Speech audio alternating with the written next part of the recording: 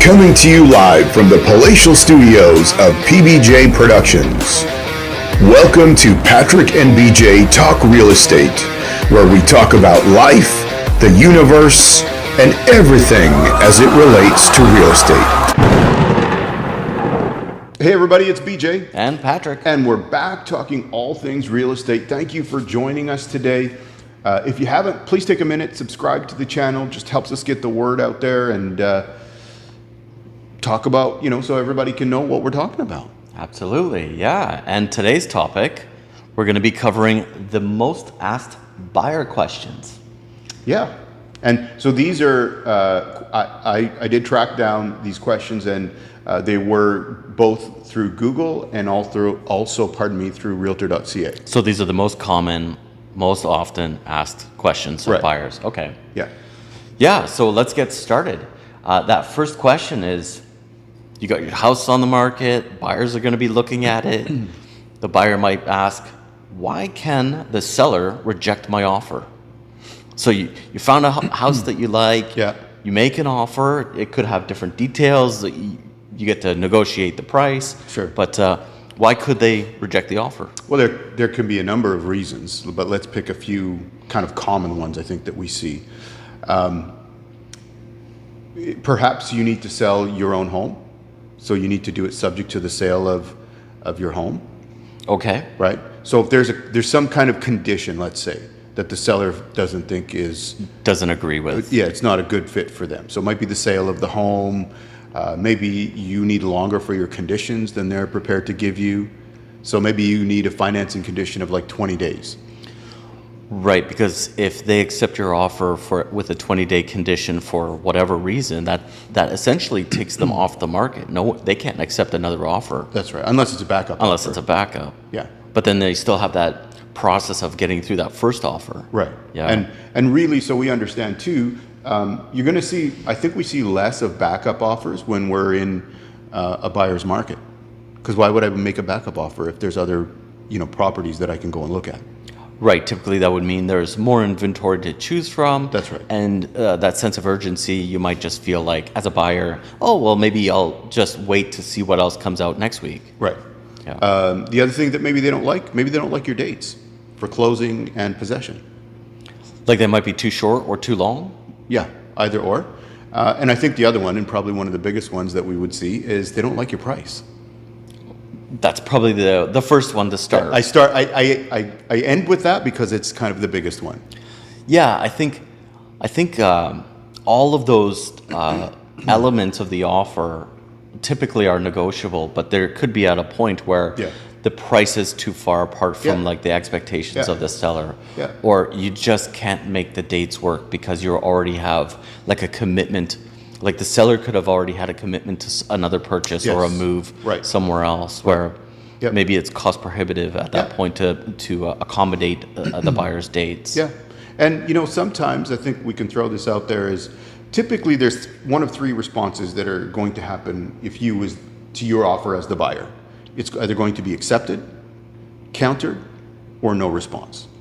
So a counter would be like adjusting whatever you're not happy with and sending it back to the buyer. That's right. Just negotiating more. Right. So maybe it's the price, maybe it's the amount of the deposit, maybe it's the dates or the condition dates, whatever it is. The other part, when there's no response, that typically means we're too far apart and I'm not going to warrant, your offer at all, and you need to go back and come back with something that makes more sense if you're interested. I've always looked at it like receiving lowball offers, and I try not to encourage a buyer to lowball offer. I always feel like you're starting off on the wrong foot. Yeah. The seller's not going to take your offer seriously, Yeah. even though you might be a serious buyer. Yeah. So, and you don't want to have a no response because some people I think just feel like they need to try first Yeah. with whatever the low offer they might have. And I've always been able to find that middle ground anyways, Sure. even if a buyer starts off on the on the wrong foot, right? Yeah. So Yeah. kind So- of reset and keep Sure. going. Yeah. So those would be the main reasons that I would say, unless there's something you can think of that I missed here. Not offhand, but you did touch on the second question. What is a conditional sale? Okay.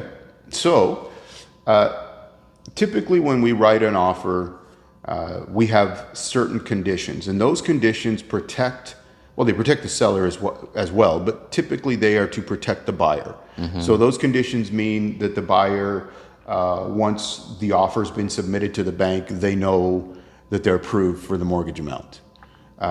They have done an inspection or can do an inspection and are okay with what they're going to take on with the house. As an example. Yeah, I mean, we're not talking. It's different with a new build. There's less, there's warranty and there's less to do. But typically, when you're buying a house that isn't a new build, there's going to be something, some little thing, right? There's going to be some element of something. Maybe it makes a little noise over here. Maybe this does something over there, and there may be more significant things than that.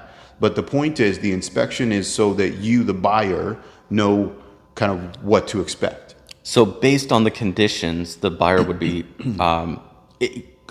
could be satisfied based on those criteria.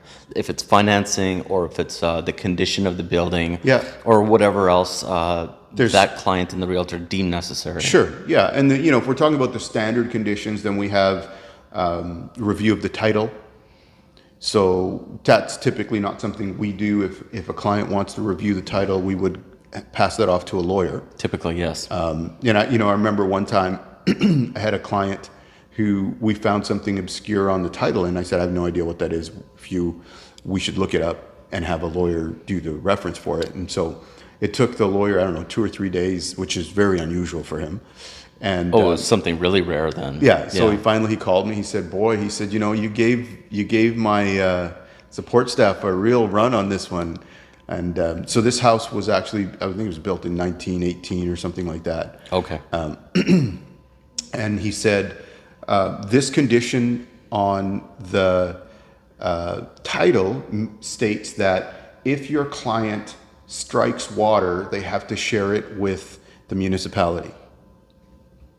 Oh, so there's a water, or something with the water rights on there. Okay. Which goes back to, again, turn of the century. Pretty old. Yeah.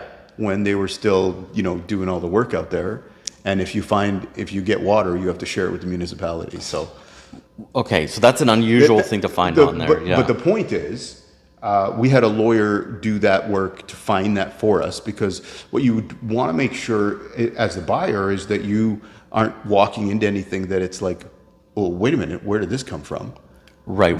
What legally affects that property? That affects the property.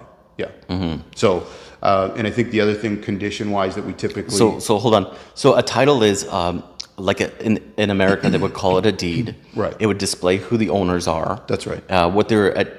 It might not have their current address, but the address that they had when they registered the property. Yeah. If there's any financial encumbrances, such as a mortgage, a line of credit. Right.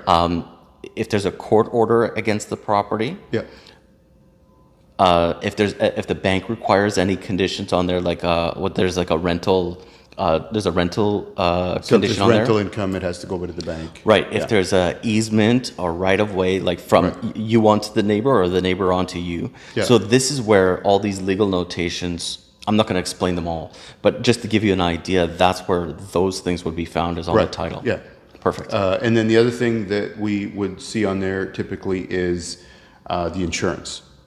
And that's not making sure that you have insurance on the day of the condition removal, but it makes sure that you as the buyer know that you can get insurance. Right. So it's important with old houses, if it's oil heating but the insurance companies are going to have a questionnaire, and they'll want you to fill out like how old is the house, what kind of house, how many square feet, to give you an estimate. So that's pretty much what you're getting satisfied for if it's insurable. Right. Yeah. And property disclosure statement, that's kind of a separate thing nowadays than a condition. Mm-hmm. But that would be something where the seller has just gone through and checked off yes, no, maybe, for what they know about the property. Mm-hmm. So we touched on financing, home inspection, which could end up being several different kind of inspections regarding the property. It could be a home inspection, it could be oil tank inspection, septic inspection, can all be a part of that. Exactly. Title and insurance. Yeah. So those are the standard ones. Yeah. If it's a strata, you start including And strata yes, documents. if there's a strata, it's a review of the strata documents and the depreciation report and bylaws and so forth. Perfect. All right, question number 3. How long does it take to buy a home? Okay, so I'll give you my record on both sides of that. Okay. Fastest deal that we ever got done. I talked to the client at around noon, and they were getting on a plane at, I think the flight was at 5 o'clock or something like that. And we had the offer written, the condo all done, and then they got on the plane and went home. Right. So it was we did it about 4 hours, we figured, when the dust settled, from start to finish. Okay. Yeah. And then the longest one, I have a client, and a great lady, but she had some health issues and different things that kind of delayed the process a little bit, and we had to work on things and wait on things. 5 years. 5 years. Yeah. Yeah. So I haven't had anybody for 5 years. I've had great people, and they weren't like time vampires or anything like that. And they took 2 years. I would see them every like 6 or 8 weeks. They would say, "Hey, I want to take a look at this one." Right. And it was just the sense of urgency and wanting to find the right property for Sure. what they're looking for. Yeah. It just took a little longer. And then I've had people say, "Hey, people I know, hey, I just went to an open house. We want to write an offer on this house." I'm like, Right. "Oh, I better go see the house now, right? Can't Right. write an offer unless I see it." Right. At least that's what I think. Sure. Yeah. So it really depends. But I think by the time you've looked at 10 or 12 houses, you have a pretty good reference point to what's out there. Yeah. To know the conditions and values and areas. Yep.